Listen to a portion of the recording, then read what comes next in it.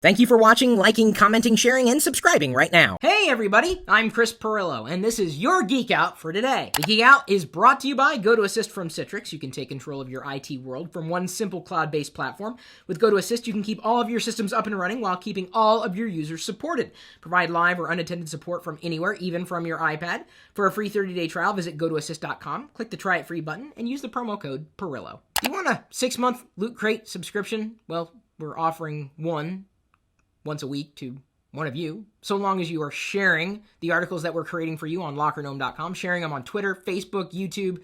Well, I guess you could share them on YouTube. Not many of you have done that. Most of you are active on Twitter, and that's cool. And one of you will be getting a free subscription soon. So thanks for participating. And speaking of participating, our top user today is Aveline French. She's been a member of our community for quite some time, and she downloaded the free LockerGnome app available for both iOS and Android. Don't worry, we are working on an iPhone 5 native version as well as an iPad version. Gotta tell you, our breakdown, approximately 25 to 30% of our audience is using Android, at least as far as the LockerGnome app is concerned. It's free, and we really appreciate the feedback. Over 5,000 of you are using it at this point in time. There's no easier way of staying up to date on the things that we're producing for you.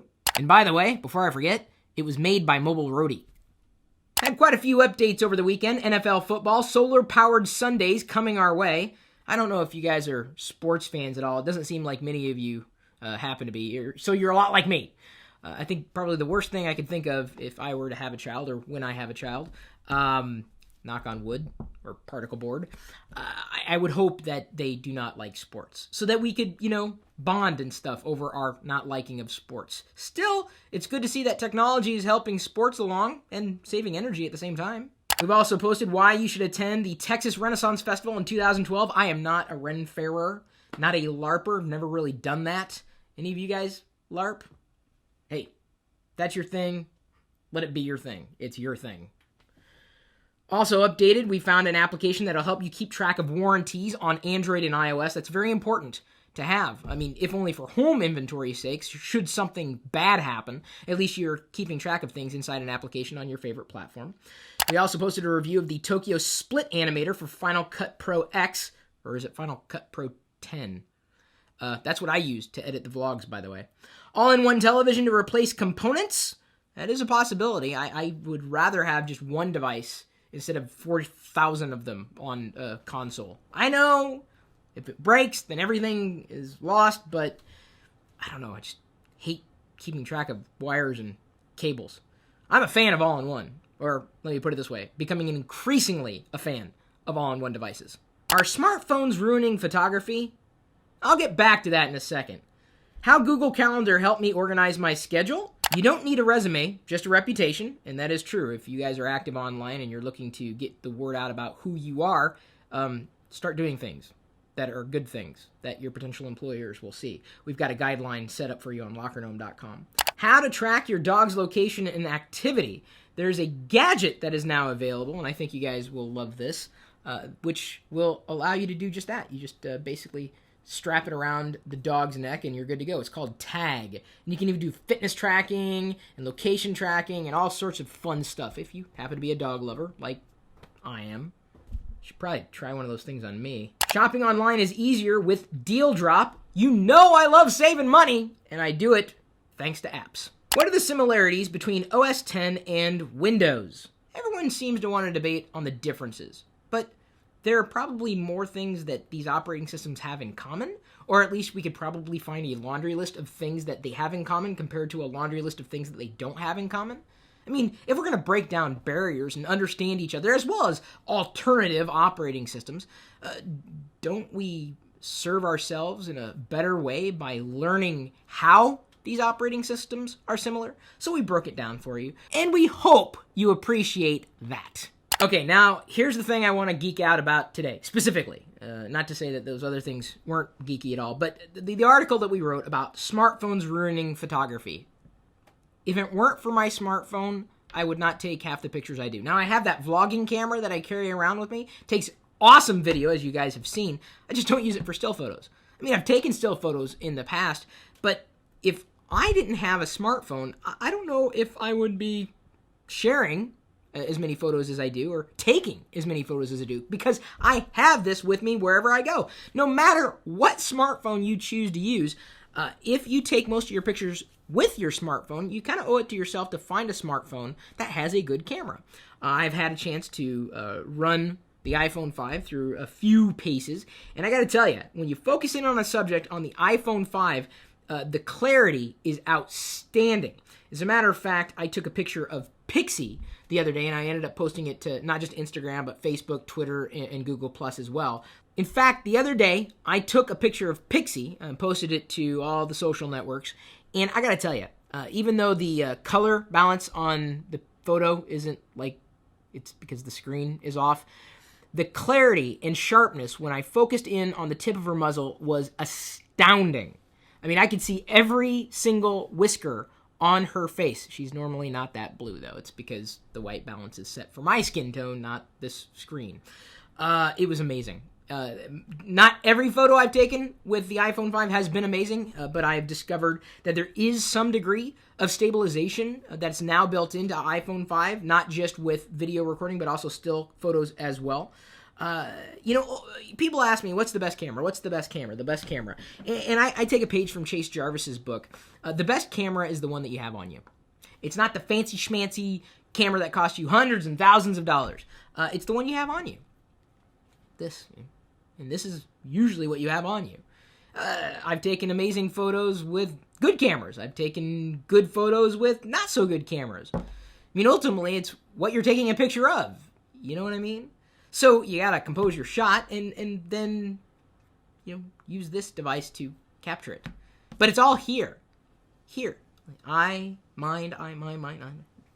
That's it. This is nothing. This is just an extension of your eye and your mind, what you want to see and what you want to share.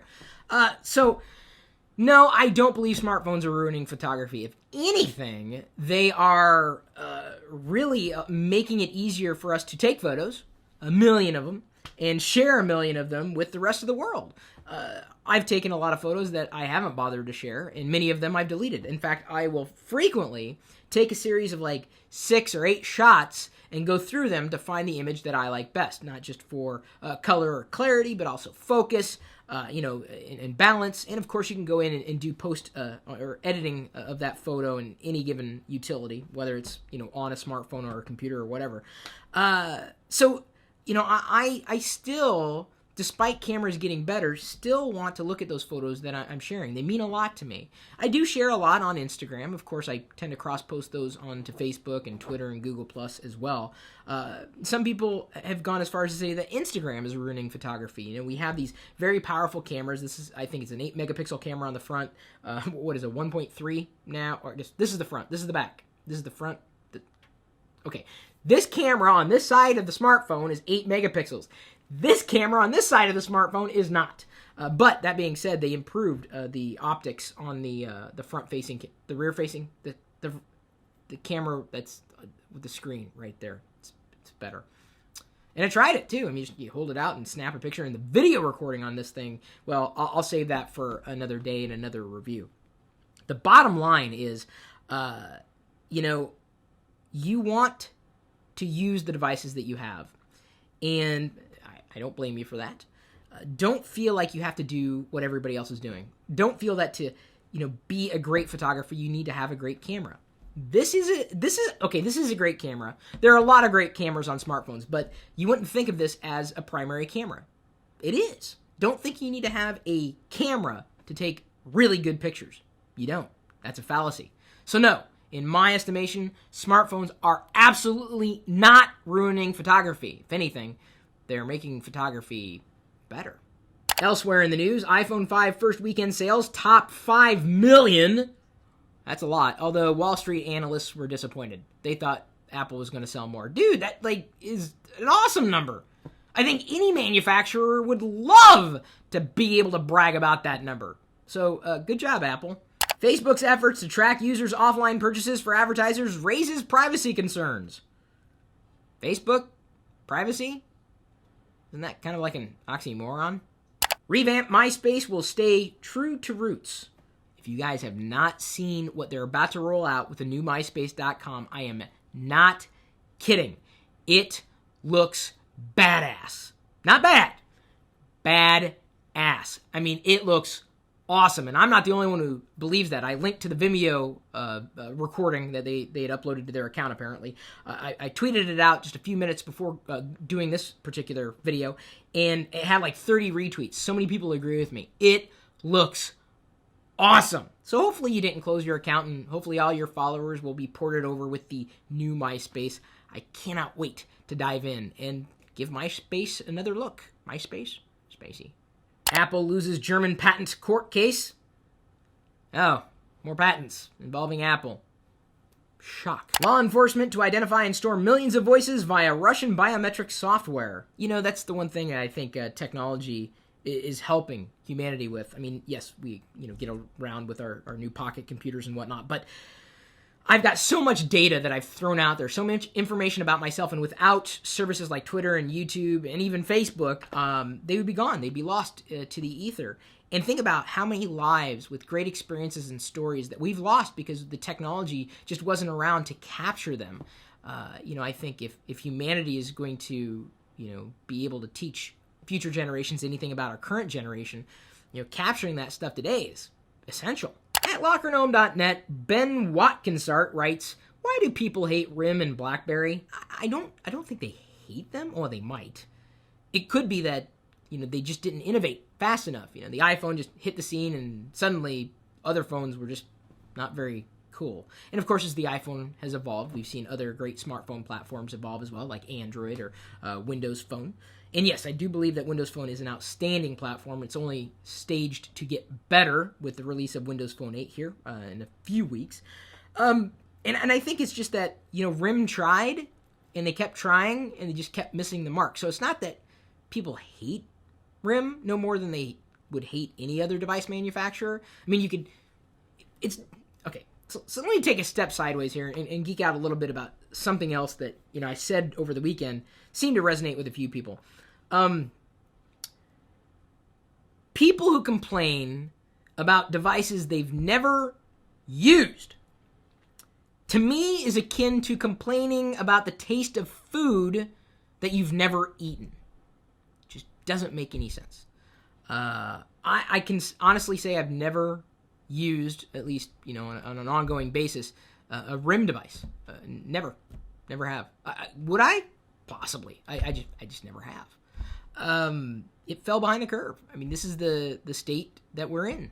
And with competition, that's healthy competition. If you don't stay ahead of the curve, you're gone. You're irrelevant.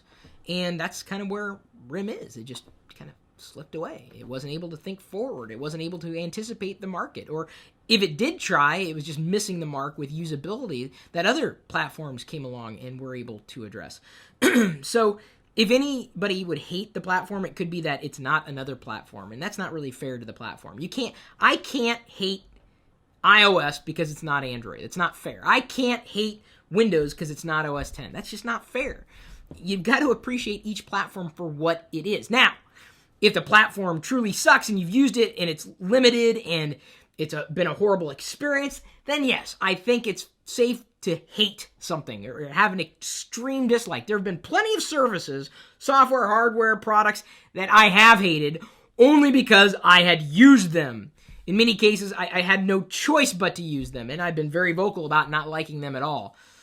So anyway, that's my 2 cents, which is more like 4 cents because I kind of talked a bit about them. We certainly hope that you don't hate us. We hope you like us. And thank you for all the comments, all the shares, the retweets, the embeds, the links you guys pass along from your websites. Pretty cool. Like that. I like that. That lets us know that you like the effort that we are bringing forward to you every single day. And we appreciate that support from you, this wonderful community. We'll see you later.